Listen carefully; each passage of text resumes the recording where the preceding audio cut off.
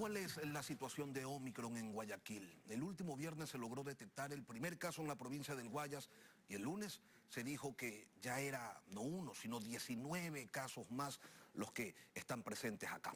Hay quienes señalan que es solo cuestión de tiempo el reconocer que esta nueva variante se disemina.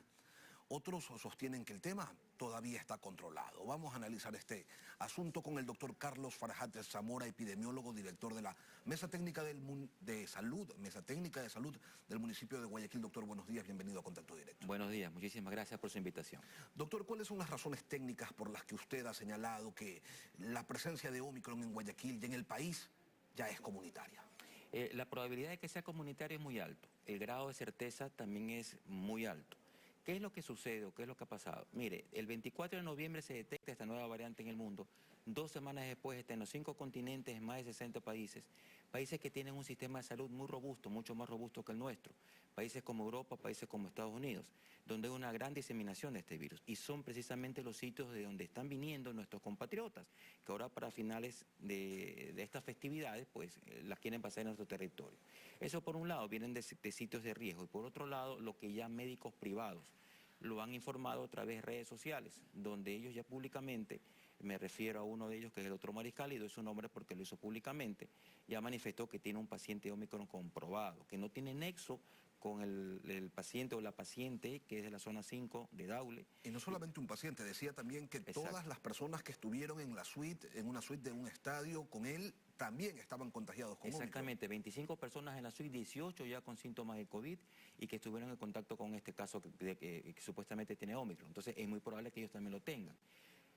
Yo siempre hago y molesto a mis compañeros médicos preguntando la situación en los hospitales, y cuando yo me comunico con ellos, principalmente con intensivistas, más de uno me ha dicho que ya tiene pacientes con Omicron, certificados con una vigilancia genómica hecha por un laboratorio privado grande, prestigioso de la sede de Guayaquil. Entonces, ya no es un caso. ¿Qué es lo que pasa entonces? ¿Por qué la ministra dice o se niega a reconocer todavía que el contagio es comunitario? Esta información que a usted le llega debido a sus gestiones, a su investigación, esta información de laboratorio que constantemente está realizando pruebas, ¿no se la están transmitiendo al Ministerio de Salud, o el Ministerio de Salud no se ha preocupado de requerirla para tener realmente dimensionado cuál es el impacto de la variante por estos lados? El mecanismo es que los médicos que detectan un caso con Omicron deberían de manifestárselo e informárselo al Ministerio de Salud Pública. Es una denuncia obligatoria cuando existen estos procedimientos frente a epidemias y pandemias. Y el Ministerio de Salud Pública debe de ratificar, convalidar o certificar que efectivamente esos pacientes tienen Omicron. Están en esa fase.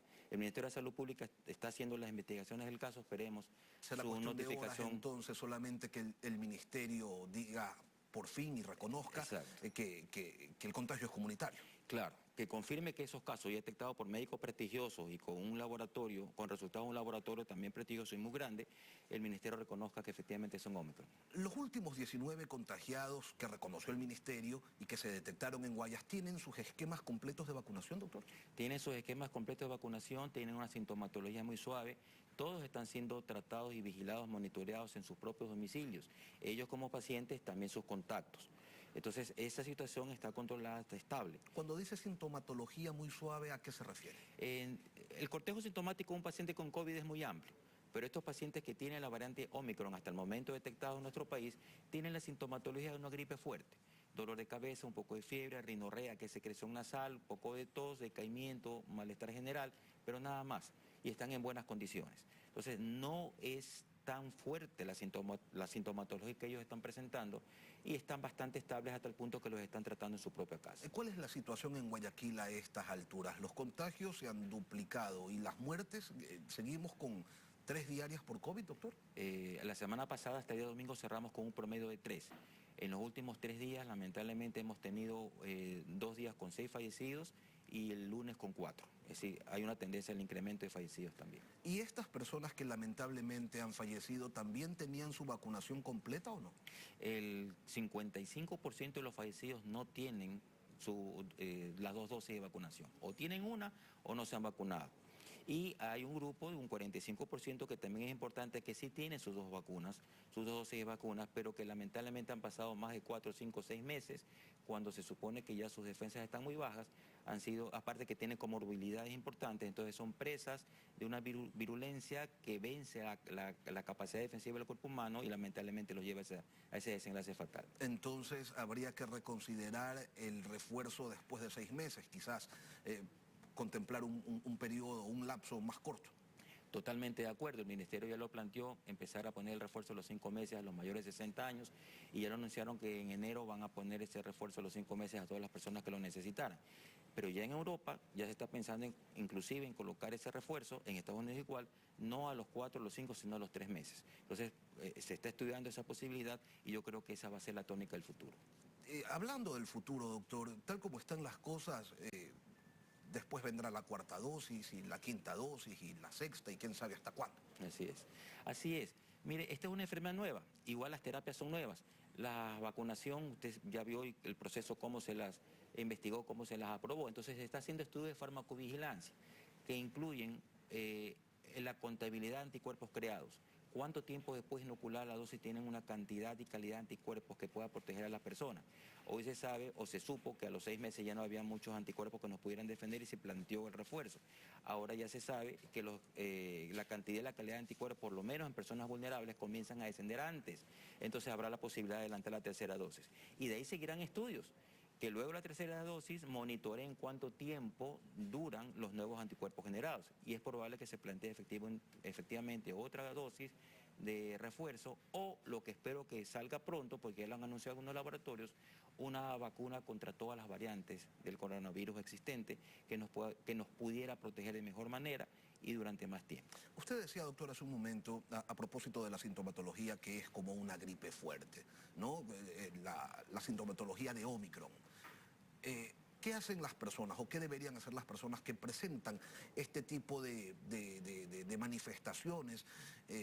Dolores de cabeza, un poco de fiebre, secreción nasal, tos.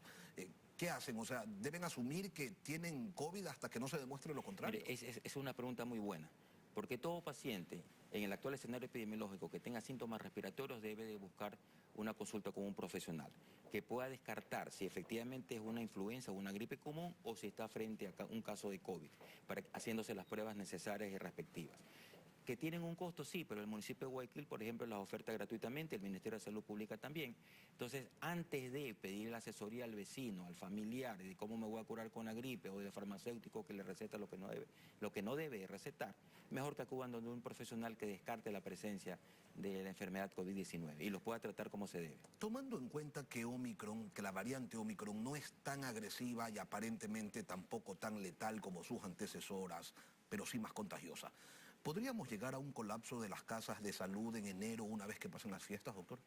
Se espera que para el próximo año, en las primeras semanas o a partir de la segunda mitad de enero, haya un incremento sustancial del número de casos por el factor de exposición de la comunidad.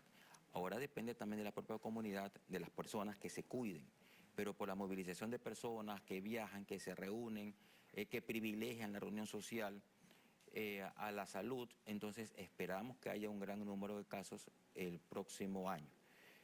Pero hablar de colapso sería como que tremendista, ¿no? Sí, todavía no, porque mire usted que con el incremento que tenemos ahora, que también es importante, no hay colapso. Tenemos capacidad suficiente en Guayaquil, al menos para atender a los pacientes que tienen la enfermedad. Pero las UCI están a tope. Las UCI, sí, pero están aumentando el número de camas a medida que están recibiendo pacientes. Pero el promedio se mantiene más o menos 45 y 46 en las 2 y 3 últimas semanas. No ha aumentado más. Entonces, pero ellos tienen capacidad para extenderse y expandir sus UCI aplicando sus planes de contingencia si fuera necesario el caso. Ya llevamos 2 años en esto, ¿no? Del COVID-19, de diciembre del 2019, estamos diciembre 2021, doctor.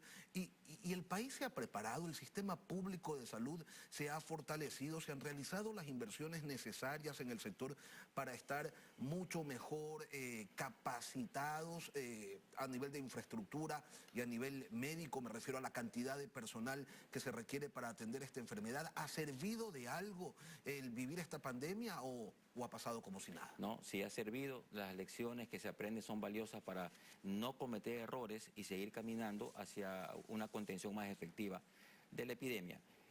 Tenemos mayor número de médicos capacitados, existe mayor número de equipos, inclusive insumos médicos. Mientras no aumente el número de casos de manera desbordada, van a servir para tratar a los pacientes que actualmente existen. Pero yo creo que una de las cosas que más se ha robustecido es el trabajo interinstitucional y coordinado.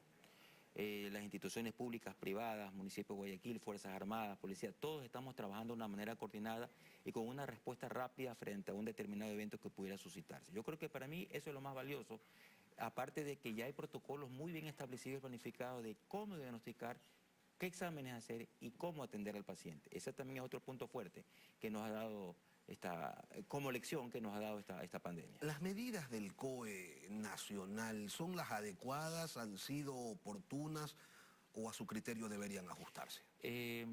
Estamos de acuerdo con muchas de ellas, no con otras que son de difícil ejecución, y sí considero que debieron de haberse tomado antes y no en este momento, hace 1 o 2 días, porque el incremento no es de ahora, el incremento de casos viene desde hace por lo menos un mes atrás en Guayaquil y tal vez mucho más tiempo en el resto del país. Mire lo que está pasando en Quito, ¿no? Ya ellos pasaron alerta naranja. Entonces, pienso que las medidas debieron de haberse tomado antes y no solamente por la existencia o por la presunción de una transmisión comunitaria del Bueno, pero Ómicron. Quito está en alerta naranja porque así lo determinó el municipio de la capital. Aquel municipio de Guayaquil todavía no dice nada. Correcto. ¿Usted ha sugerido que también se declare Guayaquil en alerta naranja? No, todavía no. La situación de Quito es más difícil, más complicada que la de Guayaquil.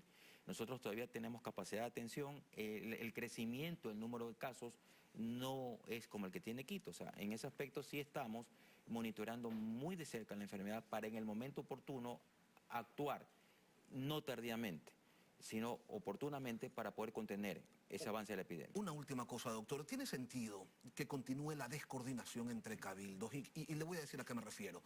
En Guayaquil se hacen esfuerzos, se determinan ciertas acciones, la gente finalmente termina yéndose a la playa el fin de semana donde las restricciones son mínimas, se contagian allá y luego regresan a seguir contagiando acá. Sin coordinación entre municipios, cualquier medida resulta ser lo mismo que nada. Totalmente de acuerdo, y lo hemos dicho muchísimas veces, inclusive en el pleno del COE nacional, personalmente lo dije en su momento. Esto obedece a que el COE nacional siempre exhorta o pide que los GAT y los COE de cada cantón tomen sus medidas respectivas, y no siempre serán las mismas. Nosotros vivimos muy cerca de otros cantones, donde es evidente que ha habido eventos multitudinarios con artistas, etcétera, donde la gente de Guayaquil acude también, porque inclusive ha sido gratuita. Allá se enferman y regresan a Guayaquil con la enfermedad.